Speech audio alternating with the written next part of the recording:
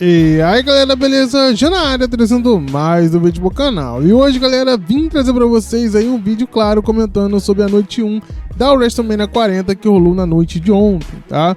Mas antes, claro, eu peço para que você me dê aquela moral, deixe seu like logo no início do vídeo pra você não esquecer. E se você não for inscrito aqui, se inscreva, cara, ativa o sininho porque toda vez que esse conteúdo aqui, você vai poder receber em primeira mão, tá bom? Então, bom, sem mais delongas, vamos começar a falar, né, em relação ao pay-per-view WrestleMania 40. Irei falar, claro, né, sobre o que aconteceu, mas também algumas notícias interligadas aí, algumas repercussões e tudo mais, né? Essa WrestleMania 40 que marcou, né, a estreia de Triple H como principal, né, cabeça criativa da WWE, né? Até então ele dividia isso com o nosso querido Vince McMahon. Dessa vez, né, ele assumiu completamente sozinho e a tendência é que nos próximos anos, né, continue sendo ele. E bom, né, como foi essa WrestleMania 40, a primeira de Triple H, tá? Primeiramente relacionado ao kickoff, eu acho que o kickoff deixou a desejar, tá? Uma WrestleMania no qual tinha vários lutadores que ficaram por fora, né, poderia ter criado alguma coisa pro kickoff, né? O kickoff foi um kickoff de 2 horas no qual não teve nada, né? Basicamente, né, CM Punk, Big E, né, e alguns jornalistas ali da WWE falando, né, sobre as rivalidades e um monte de vídeo ali, né, sobre as rivalidades, tudo mais. 2 horas, mano. 2 horas disso, não teve uma luta, não teve nada que realmente agregasse, né, um anúncio, algo do tipo, não.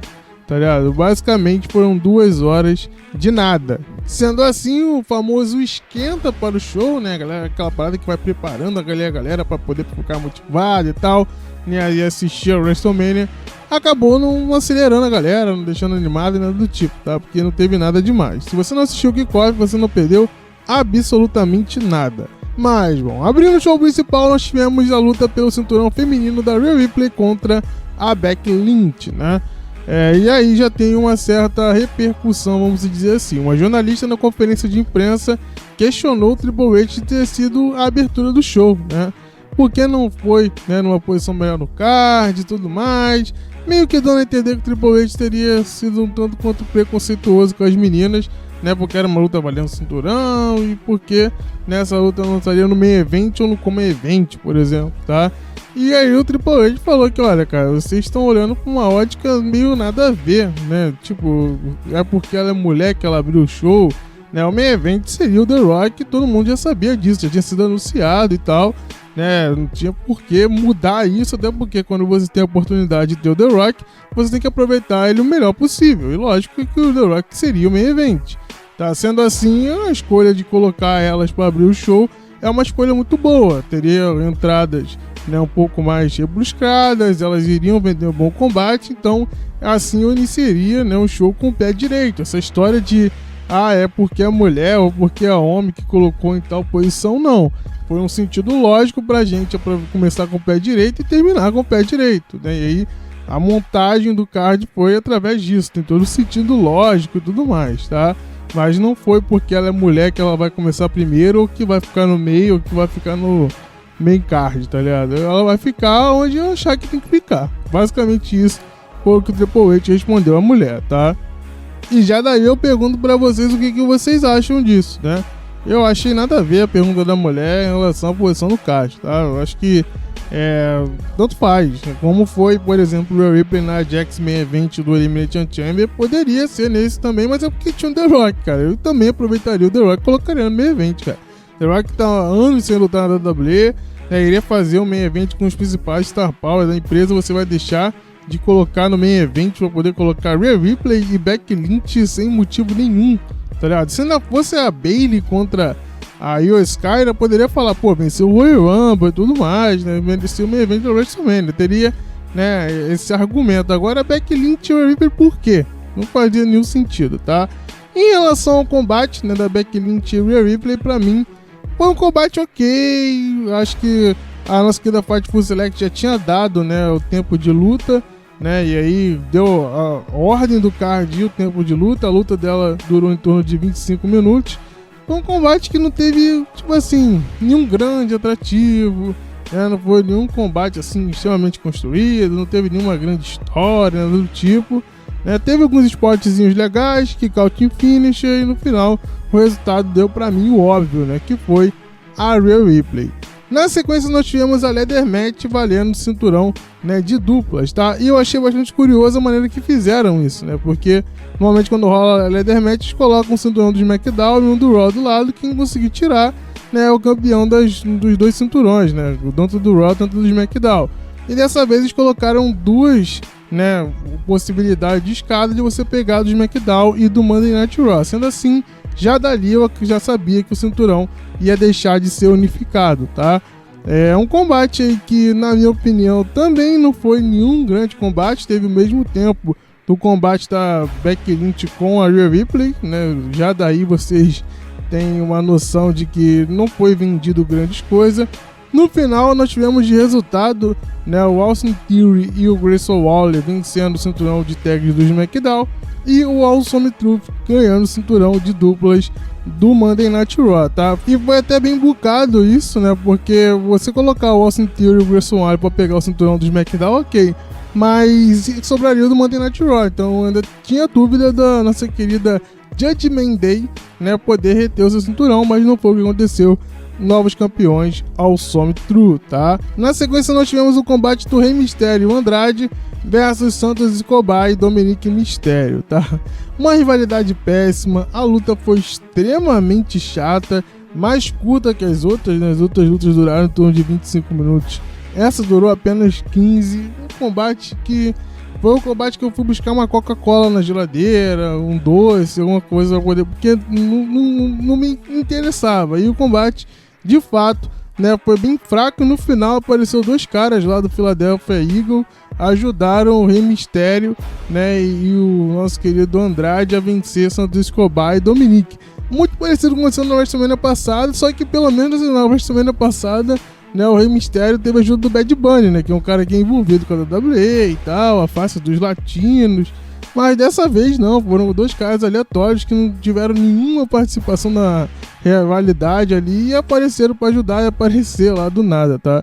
Eu achei bem zoado isso, pelo menos na minha opinião. Coloquem nos comentários a opinião de vocês. Falando em algo zoado, vamos falar agora, né, da Usos Battle, né, cara? A luta lá, né, do Jimmy J. Uso, né, que a rivalidade foi ruim pra mim, tá? Por mais que eles tinham uma história por trás e tal, a WWE tentou, né, fazer um videozinho falando que eles eram irmãos que estavam brigando e tudo mais, mas a rivalidade entre eles mesmo durante esse Road to WrestleMania não teve nenhuma grande narrativa, né? Então não tinha muita storyline pra vender, tá ligado? Mas era basicamente, né, meu irmão, e é isso. A luta foi uma luta extremamente fraca, né? Não teve nada de agradável, assim, nada memorável, né? Ainda mais se tratando deles, que são caras que conseguem fazer grandes spots, não teve. No final, o Jimmy Uso lá tentou pedir desculpa, mas estava enrolando, aí acabou perdendo pro Jey Uso, que era o óbvio, e terminou assim, tá? Eu acho que é um dos combates menos memoráveis da história da WrestleMania, cara, porque a hype tava bem grande e tal, e achava que poderia ter algo grande, e foi completamente chato e ruim. Pra mim, até então, briga feio aí pra ser o pior combate dessa WrestleMania com o combate anterior, né, do Rey Mysterio e Andrade versus Santos Escobar e Dominic, tá? Na sequência, nós tivemos a Six Woman Tag Team Match, no qual, né, lutou lá a Bianca Belair, Jade Cargill e Naomi versus os membros ali da Damage Control, Dakota, Kairi Sane e Asuka, tá? Um outro combate também que não foi memorável, 15 minutos também de combate, né? Um combate que foi até então tanto quanto rápido, e no final o resultado foi o óbvio, né? O famoso fanservice ganhando Naomi, Bianca Belair e a Jade Cargill, tá? Logo após isso nós tivemos o combate valendo o cinturão intercontinental do Gunther, né? O Gunther aí que vinha com o reinado de 666 dias, sim. O reinado do Gunther acabou com o número da besta, né? No qual ele lutou contra o Sami Zayn, né? O Sami Zayn que vinha numa construção de underdog de 2 anos aí, né? No ano passado era para ter ganho o título indiscutível, mas colocaram o Cody no meio. Aí agora, né, colocaram ele na linha do Intercontinental e ele conseguiu bater o Gunther aí, né, um combate que durou 20 minutos, um dos melhores combates do pay-per-view pra mim. Só ficou atrás do Main Event pra mim, né, que o Main Event foi sensacional, já vou chegar nele.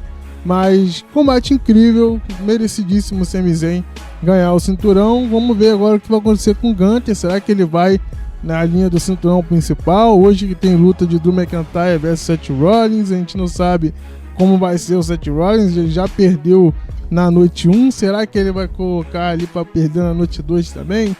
Tenho minhas dúvidas, coloquem nos comentários a opinião de vocês, né? Eu já tô começando a torcer para que não, tá? Tô começando a torcer, né, para que o Seth Rollins retenha e perca pro Gunther, pelo menos é a minha opinião, né? Eu particularmente gostaria disso, mas cara, depois de apanhar na noite 1, né, vai vender ele que tá machucado e tudo mais, o Drew vai pegar, né, fresquinho para poder bater no Rollins, pode ser que essa seja uma desculpa para que tire o cinturão. Para quem vocês vão torcer? Coloquem aí nos comentários, tá? E por fim, claro, nós tivemos o main event da noite, The Rock e Roman Reigns versus Seth Rollins e Cody Rhodes, né? Simplesmente show de entretenimento, tá? Aulas, puro cinema. Cara, fantástico, entendeu? Fantástico. Eu não tenho mais adjetivos para poder falar desse combate, que eu tinha muita dúvida de como iria ser. Por que eu tinha muita dúvida? Primeiro porque o The Rock, né, tá muito tempo afastado, né? Então ele não tá com aquele ritmo de quem tá lutando ali direto. Segundo que o The Rock já não é nenhum garoto, né? Ele já é um cara velho. Então, se o CM Punk, que é mais novo que ele, já tava sem gás, imagine ele. Eu tinha totais dúvidas. A última luta dele foi, sei lá, 10 anos atrás, ou até mais que isso. Então, tinha dúvidas de se ele conseguiria ter esse ritmo. E por fim, ainda tem a questão de que ele tem um filme para gravar, né, logo após a WrestleMania, que é lá do lutador do UFC lá, que foi campeão peso pesado e tudo mais. Então teriam que preservar ele fisicamente para poder gravar o filme depois, né, não atrapalhar a carreira do The Rock fora da WWE. Sendo assim, eu tinha, né, as minhas ressalvas em relação ao que seria feito com The Rock durante esse combate, né? Até porque a Fightful tinha anunciado um combate de 45 minutos. Falei, cara, eles não vão fazer o The Rock ficar se matando ali, né, durante 45 minutos, tá ligado? Eu acho que ele não tem gás pra isso, nem vai querer, né, fazer isso. E mais me deixou muito curioso do que iriam fazer então dentro de 45 minutos com um cara que não vai poder, né, ficar dando queda toda hora, fazer, né, uns spots malucos e tudo mais. E aí começou o combate, tá? O combate que no início começou bem lento, eles olhando muito pro público, esperando a reação e tudo mais, né? E eu falei, isso aqui vai ser um lenga-lenga. Deram lá o tag com o The Rock só atacava os outros pro lado e pro outro. E eu, isso aqui não vai andar. Tomara que já faça o deck no Roma pro Roma poder carregar, né, o piano aí, a gente, né, ver a parada decorrer ali com o Roma brigando com o Rollins, brigando com o Cody, e o The Rock só aplicando uma coisinha ou outra, né? E não, cara, o que aconteceu foi que a WWE meio que dividiu ali, né, os pontos, vamos dizer assim, deixou toda a questão da storytelling pro The Rock, né? Então toda a história que foi contada durante o combate, todas as referências, né, foram ligadas ao The Rock, e os spots ficaram por Cody Rhodes e Seth Rollins, né, eles que aplicaram ali, né, os principais spots do combate e tudo mais. Mas o ponto principal, claro, foi storytelling. Até fiz um post no meu Instagram de alguns pontos, né, que foram colocados nesse combate, como por exemplo a entrada do The Rock foi uma entrada sensacional, como sempre, né, não esperava menos dele. E ele começou, né, trazendo o cinturão de People's Champion. Ele tinha ganhado, né, no Hall da Fama, né, da noite passada, do SmackDown. E esse cinturão de People's Champion é uma parada muito simbólica pro The Rock, porque ele, quando foi fazer a conferência de imprensa, né, que foi onde gerou toda essa treta aí, no qual ele entrou no combate tags e tudo mais, ele falava que era People's Champion, e toda vez que ele falava que era People's Champion, ele é vaiado, né? Então, caraca, pegar um cinturão de People's Champion e entrar no meio daquela galera que vaiou ele, é algo que já começa daí, né, todo o enredo do combate, né? Ele poderia ter ganhado o cinturão e ficado quieto, mas não, ele entrou ali porque fazia sentido até ele ganhar, né, o cinturão na noite anterior, né? Até isso tem a ver com a storyline dele para esse combate, tá? Depois, eles começaram durante o combate a vender uma lesão do Seth Rollins, né? Vale lembrar que o Seth Rollins teve uma lesão quase por fora da WrestleMania, uma lesão no joelho, e ele começou a atacar aquele joelho, né? mais um ponto da storytelling muito importante durante esse combate. O combate foi decorrendo até um ponto que começaram a ir para fora. Quando o juiz ia fazer a contagem, o que o The Rock fez? Olha, se você fazer a contagem, eu te demito, tá ligado? Eu te demito, você não vai fazer contagem, vamos deixar a parada correr, entendeu? Então, se você começar a fazer contagem aqui, você tá fora, irmão, você tá demitido. E aí o juiz, claro, né, não fez a contagem, o que fez um combate de duplas normal virar meio que uma no-holds bar match, né? E aí, mais um ponto da storytelling do The Rock, que é o cara, né, que é da TKO e tudo mais. Muita gente, né, acusou o The Rock ali de se impor por causa disso, né, que ele era o patrão e tudo mais. E aí é mais um ponto, né, da storytelling sendo colocada nesse combate. Também tivemos uma briga dentre eles ali no meio do público, aproveitando que o The Rock, né, falou que o juiz não era para fazer contagem, virou meio que uma no-holds bet. E a briga com o público é algo muito simbólico, porque foi o público que mudou, né, o rumo dessa WrestleMania, que seria The Rock versus Roman, acabou mudando para Cody Rhodes. Então levar aquilo ali para aquele momento é algo que é além de apenas criar alguns spots, até porque não teve grandes spots, né, relacionados a isso, né? Teve só ali um tacando o outro e tal, mas o simbolismo, né, o storytelling, a história que está sendo contada, né, faria sentido eles irem realmente para o meio do público. Outro ponto interessante foi quando o Roman Reigns, né, ia aplicar um spear no Cody Rhodes e acertou o The Rock. Naquele momento ali se criou a questão, bom, durante toda a storyline foi questionada se o Seth Rollins iria trair o Cody ou se o The Rock iria trair o Roman, né? Tava ali aberto a possibilidade. Então é mais um ponto da história que estava sendo contada nesse combate e a tensão que foi criada de um possível revés, de uma mudança do The Rock em relação ao Roman a partir dali. Coisa que não aconteceu ali, mas pode sim resultar em algo hoje, né, na noite 2 da WrestleMania, tá? Outro ponto que nós tivemos aí bem interessante desse combate, né, também da storytelling, é os protegidos de Triple H, né, no qual o próprio The Rock brigou com o Triple H na conferência de imprensa lá, falando que era para ele resolver e tudo mais. O Triple H apareceu no show falando que ele era aquele que manda, que ele colocou o Cody para enfrentar, né, o Roman Reigns e ninguém ia mudar isso. E aí os dois protegidos do nosso querido Triple H, Seth Rollins e o Cody Rhodes, aplicaram o pedigree em Roma e também no The Rock. É mais um ponto da storytelling desse combate. Eu, particularmente, quando vi isso, me deu muito susto de acabar o combate ali. Por quê? Porque eu já tinha batido o horário do show, tá? O show passou do horário que normalmente é de meia-noite, né? Ele passou alguns minutos aí, né, com outras coisas que tinha a ver com storytelling, como, por exemplo, o objeto da vitória, né, do nosso querido The Rock, né, e Seth Rollins foi o cinto, né, que foi vendido pelo The Rock nas últimas semanas, né, falando que era para Mama Rhodes e tudo mais, né, ele provocou bastante ela e deu uma cintada no Cody, né, quando ele iria ali para a corda, né, fez com que o Roman Reigns, né, tivesse, né, uma vantagem sobre ele, aplicou o Spear. E aí vem dois momentos muito interessantes, né? O primeiro é o The Rock, né, fazendo o sinal do sangue ali, apontando em primeiro, dando aquela bela provocada no Royal Family, né, que é um slogan lá do Cody Rhodes, no qual lá na conferência de imprensa lá atrás, né, ele falou que a principal família, né, do Pro Wrestling era a família de Samoa e não a família dos Rhodes, e aí ele simbolizou isso.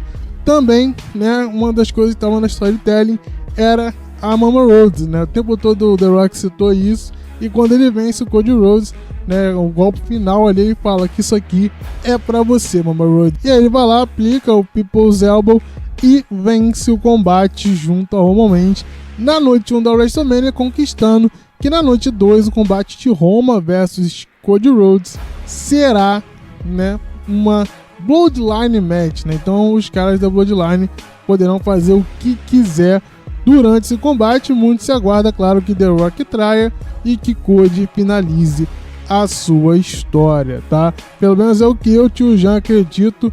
Coloquem nos comentários a opinião de vocês, tá? Eu, particularmente, né, fico feliz com essa noite 1 da WrestleMania. Teve alguns pontos baixos, mas também teve alguns pontos altos. O main event, eu acho que assim como a luta do Sami Zayn, salvaram muito o show, né? Foram os pontos assim principais, sem dúvida. O reinado do Gunther terminando depois de mais 600 dias, o The Rock e Roma, vencendo na noite 1 em um combate com uma storytelling que eu falei para vocês agora, diversos pontos, né, interessante, uma história muito bem contada, né, e aí, para quem tinha baixa expectativa em relação a esse combate, né, acabou surpreendendo, que era o meu caso, por exemplo. E tem uma notícia relacionada a isso, que foi na conferência de imprensa, né, que foi questionado por The Rock se ele continuaria na WWE ou não depois, né, desse combate, né, se veremos The Rock esse ano ou não.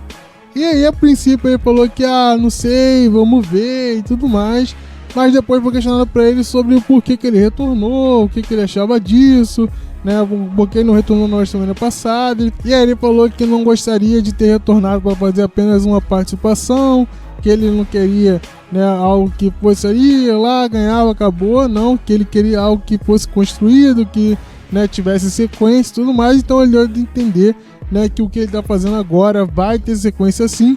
A gente não sabe se é esse ano, né, porque tem uma agenda extremamente lotada, mas com certeza não deve parar por aqui, tá? Então sim, teremos The Rock nas próximas, né, oportunidades que tiver dele aparecer. Agora a gente não sabe quando, tá? Muito se fala também, né, de umas férias do Roman Reigns até o SummerSlam ou um pay-per-view árabe. Então é outro indício de que, infelizmente, Cody Rhodes deve finalizar a sua história, tá? Coloquem nos comentários o que vocês acham disso, se vocês gostaram do pay-per-view, se vocês não gostaram. Valeu, falou e fui!